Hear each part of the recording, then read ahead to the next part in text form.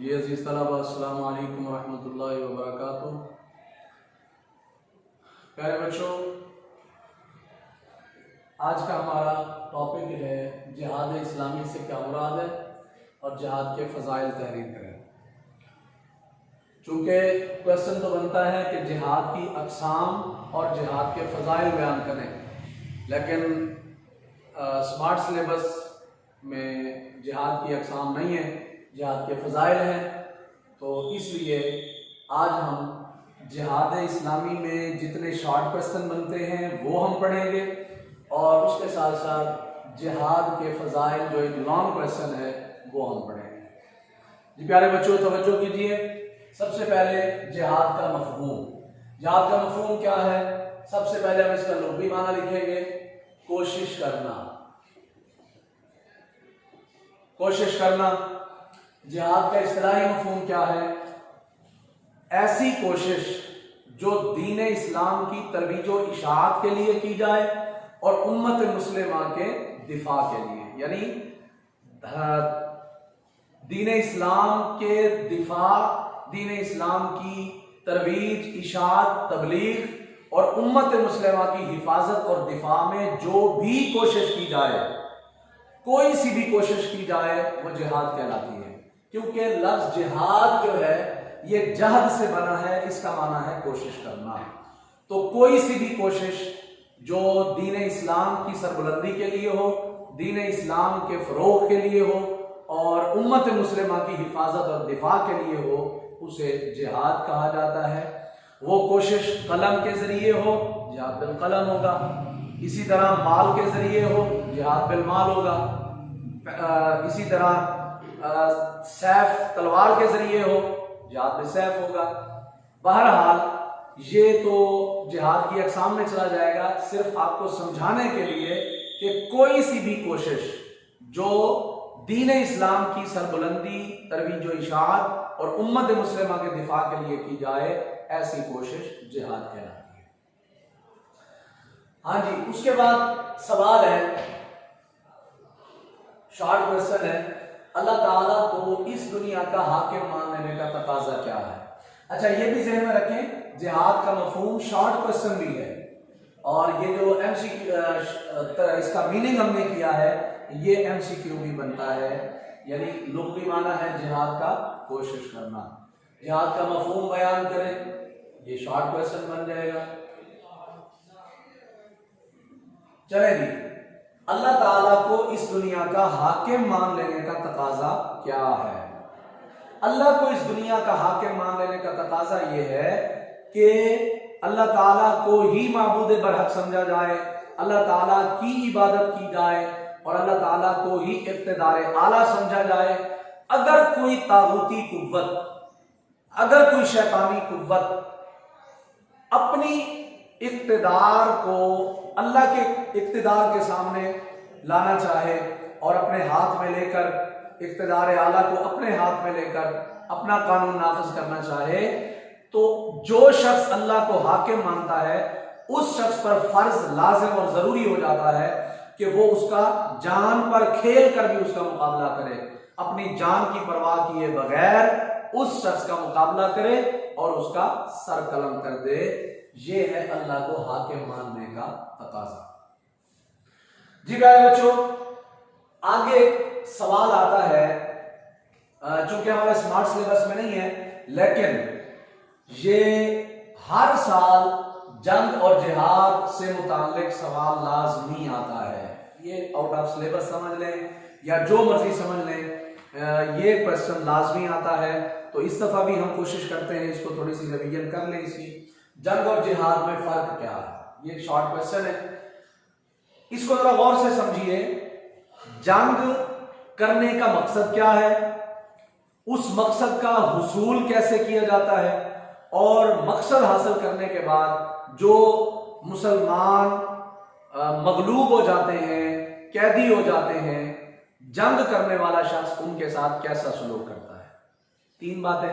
اسی طرح تین باتیں جہاد کے لیے بھی ہوں گی کہ جہاد کا مقصد کیا ہے اور اس مقصد کو حاصل کیسے کیا جاتا ہے، اور مقصد حاصل کرنے کے بعد، یعنی غیر مسلموں پر غلبہ پانے کی صورت میں مسلمان مجاہدین ان کے ساتھ کیسا سلوک کرتے ہیں؟ سب سے پہلے جنگ کا مقصد، جنگ سے مراد ہے دہشت گردی، مقصد کیا ہے، پھر مقصد کا حصول کیسے کیا جاتا ہے،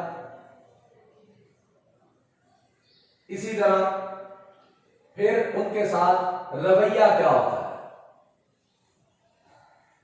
جنگ کرنے والا یعنی دہشت گرد، دہشت گرد کا مقصد کیا ہوتا ہے؟ اس کا مقصد ہوتا ہے ہوا سے ملک گیری، ریاست ہتھیانا، لوگوں میں خوف و ہراس پیدا کرنا، ان کو نقصان پہنچانا، ان کو تکالیف دینا، یہ اس کا مقصد ہوتا ہے۔ اس مقصد کا حصول کیسے کرتا ہے وہ؟ دہشت گرد اپنے مقصد کو پورا کرنے کے لیے وہ ہر ظالمانہ کوشش کرتا ہے، ہر کوشش کر کے، ہر ممکن کوشش کر کے اپنا مقصد پورا کرتا ہے۔ وہ کسی ضابطۂ جنگ کا لحاظ نہیں کرتا، وہ کسی رول کا، قانون کا، قواعد و ضوابط کا بالکل خیال نہیں کرتا، کیونکہ اس کو اپنا ذاتی مفاد عزیز ہوتا ہے، وہ لوگوں کی پرواہ نہیں کرتا۔ تو اس کو مقصد حاصل کرنے کے لیے جو کچھ وہ کر سکتا ہے کرتا ہے۔ جب وہ مقصد حاصل کر لیتا ہے، یعنی مسلمان قوم پر جب وہ غلبہ پا لیتا ہے، پھر اس کا رویہ کیا ہوتا ہے مسلمانوں کے ساتھ؟ اس کا رویہ یہ ہوتا ہے، بیہیو یہ ہوتا ہے کہ وہ ان کو انتقام کا نشانہ بنا دیتا ہے، ان کی عزت خراب کرتا ہے، ان کے جان و مال کو نقصان پہنچاتا ہے۔ مقصد جنگ یعنی دہشت گردی کا مقصد بھی غلط، اس کے حصول کا طریقہ بھی غلط، اور پھر اس کا رویہ بھی غلط۔ لیکن الحمدللہ ہمارا جو اسلام ہے اس نے جہاد کے ضابطے ترتیب دیے ہیں، اس نے ہمیں جہاد کرنے کے اصول بتائے ہیں۔ مجاہد جب جہاد کرتا ہے اس کا مقصد کیا ہوتا ہے؟ اس کا مقصد ہوا سے ملک گیری نہیں ہوتا، بلکہ دین کی سربلندی ہوتا ہے، دین کی سربلندی ہوتا ہے، اسی طرح دین کی ترویج و اشاعت ہوتا ہے، اور مسلمان قوم، مسلمان امت کی عزت اور شرف کی بحالی ہوتی ہے اور ان کی حفاظت ہوتی ہے، جس طرح ہم نے اس کے مفہوم میں پڑھا تھا۔ اچھا، پھر وہ اس مقصد کو حاصل کیسے کرتا ہے؟ اس مقصد کو حاصل کرنے میں وہ اپنی مفاد کو سامنے نہیں رکھتا، وہ اپنا جو اپنی کوشش ہے، جو اپنا ذہن اس کا کہتا ہے وہ نہیں کرتا، ذاتیات میں نہیں آتا، بلکہ وہ اللہ تعالیٰ کے بنائے ہوئے ضابطۂ جنگ کا اتباع کرتا ہے، فالو کرتا ہے۔ وہ پھر اس مقصد کو حاصل کرنے کے لیے اللہ تعالیٰ نے جتنے بھی ضوابط و قواعد بنائے ہیں ان کا خیال کرتا ہے۔ مطلب جو برسرے جنگ لوگ ہیں، برسرے میدان جنگ، جو میدان جنگ میں لوگ ہیں، وہ ان سے مقابلہ کرتا ہے، بوڑھوں کو تنگ نہیں کرتا، بچوں کو نہیں مارتا، عورتوں کو نہیں مارتا، ان کی کھیتی باڑی کو خراب نہیں کرتا، ان کی عبادت گاہیں نہیں گراتا، ان کی فصلیں خراب نہیں کرتا، جی وہ ضابطۂ جنگ کا پابند ہوتا ہے۔ اب جب وہ مقصد حاصل کر لیتا ہے، پھر اس کا رویہ، اس کا سلوک، اس کا بیہیو ان مفتوحین پر کیا ہوتا ہے؟ جب مجاہد جہاد کے بعد جب وہ فتح پا لیتا ہے، غلبہ پا لیتا ہے، تو مفتوح قوم پر کوئی اپنی ذاتیات کا اظہار نہیں کرتا، ان کو تنگ نہیں کرتا، انتقام کا نشانہ نہیں بناتا، بلکہ وہ ان کے ساتھ ایسا رویہ اختیار کرتا ہے، ایسا حسن سلوک سے پیش آتا ہے کہ وہ اس کا سلوک دیکھ کر، اس کا رویہ دیکھ کر، اس کی پیار محبت، اس کا اچھا سلوک دیکھ کر وہ خود بخود، یعنی ان کو کہنے کی ضرورت نہیں ہوتی، صرف ان کے ساتھ رویہ ایسا اختیار کیا جاتا ہے کہ وہ حیران ہو جاتے ہیں، یار اسلام ایسی تربیت کرتا ہے، اسلام اپنے ماننے والوں کی ایسی تربیت کرتا ہے، تو پھر وہ بذات خود از خود کسی کے کہے بغیر اسلام میں داخل ہو جاتے ہیں، حلقہ بگوش اسلام بناتے ہیں۔ جی پیارے بچوں، یہ تھا جنگ اور جہاد میں فرق۔ اسی طرح دہشت گردی کی تعریف کیجئے، یہ ایک شارٹ کوسچن ہے۔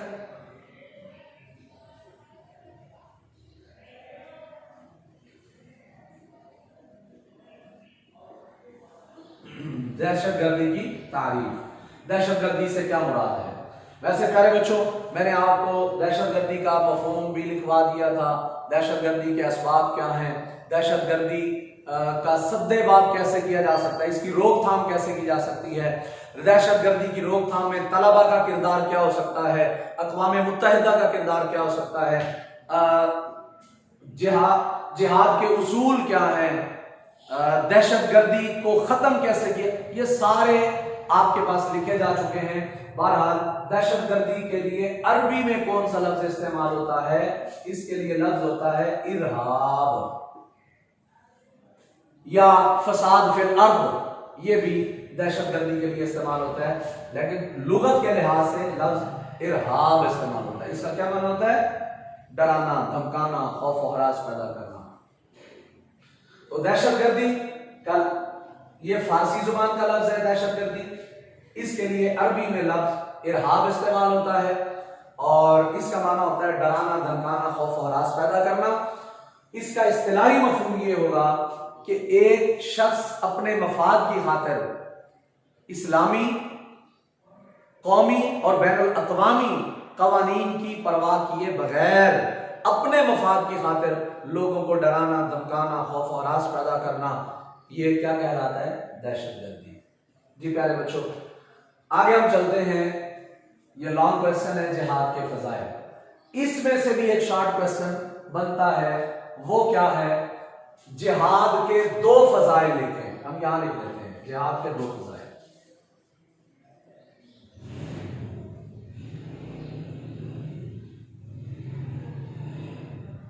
जी, जिहाद के दो फजाइल लिखें। तो प्यारे बच्चों, इसके दो तरीके हैं लिखने के। पहला तरीका यह है कि हम इन दो को लिख दें, यानी सिर्फ हम हेडिंग इस पे इसके जवाब में लिख दें, नीचे लिख दें मोहब्बत इलाही का जरिया 70 नमाजों से ज्यादा सवाब, या कोई सी भी हेडिंग जो हमारी बुक में मौजूद है उनमें से कोई सी भी हम दो यहां पे लिख सकते हैं। और दूसरा तरीका क्या है, दूसरा तरीका यह है कि हम यहां हेडिंग लिखें मोहब्बत इलाही का जरिया और फिर उसको थोड़ा सा एक्सप्लेन कर दें, मतलब एक दो लाइनों में लिख दें कि जिहाद की ये फजीलत है कि जो शख्स जिहाद करता है, अल्लाह की राह में लड़ता है, तो अल्लाह ताला उससे मोहब्बत करता है। बस एक डेढ़ लाइन में इसकी जरा तफसील बयान हो जाएगी। दूसरे नंबर पे सबसे अफजल नेमत है या 70 नमाजों से ज्यादा सवाब है, कोई सी भी हेडिंग, आप हेडिंग लिखने के बाद एक डेढ़ लाइन में आप लिख सकते हैं कि जो शख्स अल्लाह ताला की राह में जिहाद करता है, एक सुबह या एक शाम का सफर करता है, वक्त गुजारता है, तो अल्लाह ताला उसको घर में जो लोग 70 नमाजें अदा करते हैं उनके 70 नमाजों से ज्यादा सवाब मुजाहिद को मिलता है। बहरहाल ये शॉर्ट क्वेश्चन है। लॉन्ग क्वेश्चन के अंदर हम ये वाली हेडिंग्स देंगे, ये मैंने यहाँ पे लिख दी है। मोहब्बत इलाही का जरिया, अल्लाह फरमाता है इन्नल्लाह युहिब्बुल लज़ीना युक़ातिलूना फ़ी सबीलिही सफ़्फ़न कअन्नहुम बुनियानुम मरसूस, बेशक वो लोग जो अल्लाह की राह में लड़ते हैं, इन्नल्लाह युहिब्बुल लज़ीना, अल्लाह उनसे मोहब्बत करता है, जो अल्लाह की राह में लड़ते हैं अल्लाह ताला उनसे मोहब्बत करता है। वो लड़ते किस अंदाज में, सफ बस्ता होकर, सफ बांधकर, कतार बांधकर दुश्मन के मुकाबले में आ खड़े होते हैं। तो ऐसे लोगों के बारे में अल्लाह ताला ने फरमाया, ऐसे लोगों के बारे में अल्लाह ताला फरमाता है मैं उनसे मोहब्बत करता हूं, मैं उनसे प्यार करता हूं, उनसे मोहब्बत करता हूं। तो वो जो सफ बस्ता होकर मेरी राह में लड़ते हैं, उनकी मिसाल ऐसे दी कि वो इतने मजबूत होते हैं, उनका मुकाबला कोई भी काफिर नहीं कर सकता। वो इस तरह मजबूत बन के, इस तरह सफ बस्ता होकर खड़े होते हैं, गोया कि वो कअन्नहुम बुनियानुम मरसूस, वो सीसा पिलाई दीवार है। यहां पे लफ्ज है बुनियानुम मरसूस, ये एमसीक्यू है। लफ्ज क्या है बेटे, बुनियानुम मरसूस। एमसीक्यू बनता है कि बुनियानुम मरसूस का लुग़वी माना लिखें, या बुनियानुम मरसूस से क्या मुराद है, बुनियान दीवार, मरसूस सीसा पिलाई, यानी सीसा पिलाई दीवार। आगे है जनाब सबसे अफजल नेमत। अल्लाह ताला के नबी सल्लल्लाहु अलैहि वसल्लम ने हदीस मुबारक में इरशाद फरमाया कि जो शख्स जिहाद करता है, अल्लाह की राह में लड़ता है, अल्लाह की राह में कुर्बानी देता है, अपनी जान का नजराना पेश करता है, या जो शख्स अल्लाह की राह में कुछ वक्त निकालता है, काफरों के सामने मैदान जंग में आता है, नबी पाक अलैहि सलाम फरमाते हैं मुझे कसम है अल्लाह की कि वो शख्स दुनिया व मा फीहा की नेमतों से भी ज्यादा सवाब हासिल कर चुका है जो कुछ वक्त सुबह या शाम का वक्त अल्लाह की राह में मैदान जंग में कुफार के सामने गुजार चुका है। इसी तरह 70 नमाजों से ज्यादा सवाब नबी पाक अलैहि सलाम ने फरमाया जो शख्स एक सुबह या एक शाम अल्लाह की राह में जिहाद के लिए निकलता है, एक शख्स घर में है, उसने 70 नमाजें अदा की, 70 नमाजों का सवाब कम है, जिहाद करने का सवाब इससे ज्यादा है। यहाँ MCQs इस तरह बन सकते हैं कि सबसे अफजल नेमत क्या है, दुनिया व माफिया की नेमतों से बढ़कर नेमत कौन सी है, जिहाद, रोजा, हज, ज़कात, तो जवाब आएगा जिहाद। इसी तरह 70 नमाजों से ज्यादा सवाब किसका है, नमाज, रोजा, ज़कात, जिहाद, जवाब आएगा जिहाद। आगे है कुरून उला के मुसलमानों का उरूज। कुरून उला से क्या मुराद है, कुरून, गौर करें, कुरून का माना है जमाने, ये जमा है किसकी, कर्न की, कर्न, कर्न का माना जमाना, कुरून जमाने, उला पहले, यानी आप सल्लल्लाहु अलैहि वसल्लम के जमाने के लोग यानी सहाबा किराम, ताबईन, उनको उरूज क्यों मिला, उनको उरूज कैसे मिला, वो मुअज़्ज़ज़ थे जमाने में मुसलमान होकर, आज तुम जलील ख्वार हुए तारे के फरहा होकर। कुरून उला के मुसलमानों को उरूज मिला, ये भी जिहाद की बरकत थी कि उन्होंने जिहाद किया। जिस दौर में मुसलमान अल्लाह की राह में जिहाद करें, अल्लाह ताला कुरून उला के मुसलमानों की तरह मुसलमानों को किसी भी दौर के हों उनको उरूज अता फरमाता है। शर्त यह है कि उनका दिल मुखलिस हो, उनकी नीयत खालिस हो, अल्लाह की रजा हो, अल्लाह के रसूल की रजा हो, तो ऐसे शख्स को अल्लाह ताला उरूज अता फरमाता है। गोया यहां हम लिख सकते हैं उरूज का जरिया, यानी जिहाद उरूज का जरिया बनता है, बुलंदी का जरिया, रिफअत का जरिया, मकाम मर्तबे पर फायज होने का जरिया। जिहाद करने से अल्लाह के यहाँ और दुनिया में लोगों के यहाँ बंदा बुलंद व बाला मकाम पे पहुंच जाता है। उसके बाद है जिहाद, शहादत का जज्बा। ये जिहाद की बरकत है, जिहाद की फजीलत है कि इंसान में शहादत का जज्बा पैदा होता है, शहादत की तड़प पैदा होती है। ये जिहाद की बरकत है। अगर जिहाद फर्ज ना होता, अगर जिहाद का हुक्म ना आता, तो किसी के अंदर ये बात ही ना होती, किसी के अंदर ये शौक ही पैदा ना होता, किसी के अंदर ये तड़प ही पैदा ना होती। लेकिन जैसे ही अल्लाह ने जिहाद का हुक्म दिया, मुसलमान टूट पड़े काफिरों पर, और मुसलमानों ने कुफार के साथ लड़ाई की। क्यों की? वजह क्या थी? कोई जातियात थी? नहीं, जातियात नहीं थी। जो दीन का मुखालिफ है उसके साथ जिहाद किया, उसके साथ लड़ाई की। और मुसलमान और सहाबा किराम जो है वो उनका मकसद ही यही होता है, मन अहब्ब लिल्लाहि व अबग़ज़ लिल्लाहि व अअता लिल्लाहि व मनअ लिल्लाहि फ़क़द इस्तकमल ईमान। क्योंकि उन्होंने हदीस पढ़ रखी थी कि जो किसी से मोहब्बत करे अल्लाह के लिए, जो किसी से दुश्मनी रखे अल्लाह के लिए, और जो कोई किसी को कुछ दे अल्लाह के लिए, और जो कोई किसी को देने से हाथ रोक ले वो भी अल्लाह के लिए, तो ऐसा शख्स अपना ईमान मुकम्मल कर लेता है, ऐसे शख्स का ईमान मुकम्मल हो जाता है। तो शहादत का जज्बा होता है। जिहाद के फजाइल में से एक फजीलत है कि मुसलमान में शहादत की तड़प पैदा होती है, शहादत का जज्बा पैदा होता है। जी, जैसा कि हजरत عمر فاروق رضی اللہ تعالیٰ عنہ آپ اکثر اللہ کی بارگاہ میں یہی عرض کرتے تھے، اللہم ارزقنی شہادتا فی سبیلک واجعل موتی ببلد حبیبک صلی اللہ علیہ وآلہ وسلم۔ اللہ کی بارگاہ میں عرض کرتے تھے، یا اللہ مجھے موت دینا تو اپنی راہ میں شہادت کی موت دینا، اور مجھے قبر عطا کرنا تو شہر مدینہ عطا کرنا۔ تو اس لیے جو مجاہد ہوتا ہے، جو جہاد کرنے والا ہوتا ہے، اس میں شہادت کا جذبہ اور طلب ہوتا ہے۔ تو یہ بھی جہاد کی فضیلت ہے۔ اسی طرح دین کی سربلندی، یہ بھی جہاد کی فضیلت ہے۔ امت جہاد کرنے سے دین سربلند ہو جاتا ہے۔ والذی ارسل رسولہ بالہدی ودین الحق لیظہرہ علی الدین کلہ۔ اللہ فرماتا ہے میں نے اپنے رسول کو بھیجا اس لیے ہے تاکہ اس کا دین دوسرے دینوں پر افضلیت پا جائے، فوقیت پا جائے۔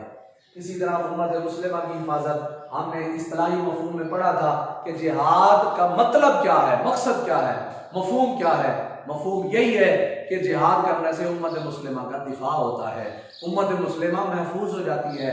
ایک ملک میں اگر کسی قوم، مسلم قوم پر ظلم ہو رہا ہے تو دوسرے مسلم لوگ جو ہیں وہ ان کا دفاع کریں، ان کی حفاظت کریں، یہ جہاد کی برکت ہے۔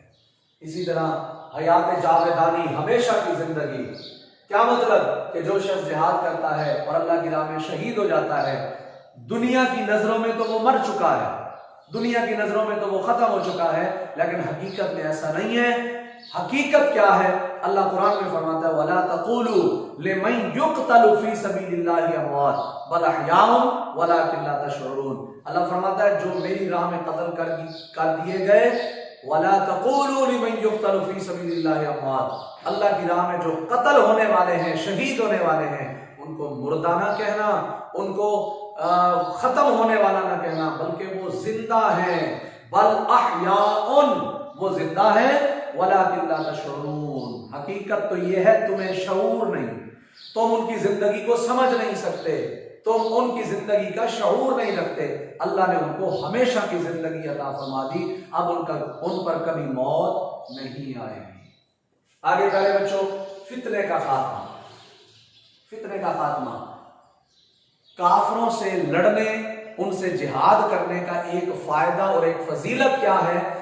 فتنہ ختم ہو جاتا ہے، شرارت، کفر کا فتنہ ختم ہو جاتا ہے، اور اللہ نے اس کا حکم بھی دیا وَقَاتِلُوهُمْ حَتَّى لَا تَكُونَ فِتْنَةٌ وَيَكُونَ الدِّينُ لِلَّهِ۔ اللہ فرماتا ہے کفار سے لڑتے رہو، کفار سے جنگ کرتے رہو، ان کے ساتھ مقاتلہ کرتے رہو، قتال کرتے رہو، کب تک؟ جب تک فتنہ ختم نہ ہو جائے، حتی لا تکون فتنہ، جب تک فتنہ ختم نہ ہو جائے تب تک کفار سے لڑتے رہو۔ وَيَكُونَ الدِّينُ كُلُّهُ لِلَّهِ، اور دین سب کا سب اللہ کا جب تک نہ ہو جائے تب تک کفار سے لڑتے رہو۔ تو جہاد کی ایک فضیلت ہوئی فتنے کا خاتمہ، یعنی کفر والا جو فتنہ ہے وہ ختم ہو جاتا ہے۔ آگے کیا ہے جی؟ اللہ کی خوشنودی، یہ جہاد کی فضیلت ہے کہ انسان، مسلمان، مجاہد جب جہاد کرتا ہے تو اللہ خوش ہوتا ہے اس سے، اللہ راضی ہوتا ہے، اللہ کے رسول راضی ہوتے ہیں۔ کیوں؟ کیونکہ اللہ یہ فرماتا ہے کہ میرے بندے نے میرے حکم پر جہاد کیا۔ اللہ نے قرآن میں فرمایا نا وَجَاهِدُوا فِي سَبِيلِ اللَّهِ، اللہ کی راہ میں جہاد کرو، اللہ کی راہ میں لڑو، اللہ کی راہ میں کفار سے لڑو، وَقَاتِلُوهُمْ، ان کو قتل کرو، ان کے ساتھ لڑائی کرو۔ اللہ فرماتا ہے کہ میرے بندے نے میری خوشی کے لیے، میری رضا کے لیے میرے حکم پر عمل کیا اور جہاد کیا، کفار سے لڑائی کی، قتال کیا، اللہ اس سے خوش ہو جاتا ہے، اللہ اس سے پیار کرنے لگ جاتا ہے، اللہ اس سے راضی ہو جاتا ہے۔ جس سے اللہ راضی ہو جائے پھر اس کو اور کیا چاہیے؟ تو گویا جہاد کا ایک فائدہ اور فضیلت اللہ کی خوشنودی ہے، جہاد کرنے والے کو اللہ کی رضا حاصل ہو جاتی ہے۔ آگے کیا ہے جی؟ جنت میں ٹھکانہ۔ جو شخص اللہ کی راہ میں جہاد کرتا ہے، لڑتا ہے، کفار کے ساتھ مقابلہ کرتا ہے، اور اگر وہ شہید ہو جاتا ہے، اگر وہ قتل کر دیا جاتا ہے، شہید ہو جاتا ہے، تو اس کا خون کا قطرہ زمین پہ بعد میں گرتا ہے، جنت میں وہ اپنی جگہ پہلے دیکھ لیتا ہے، جنت میں وہ اپنا ٹھکانہ، اپنا مقام دیکھ لیتا ہے۔ تو یہ بھی جہاد کا فائدہ ہے، جہاد کی فضیلت ہے۔ تو پیارے بچوں، امید کرتا ہوں آپ کو یہ لیکچر اچھی طرح سمجھ آیا ہوگا، تو اجازت دیجیے، اللہ حافظ، السلام علیکم ورحمۃ اللہ وبرکاتہ۔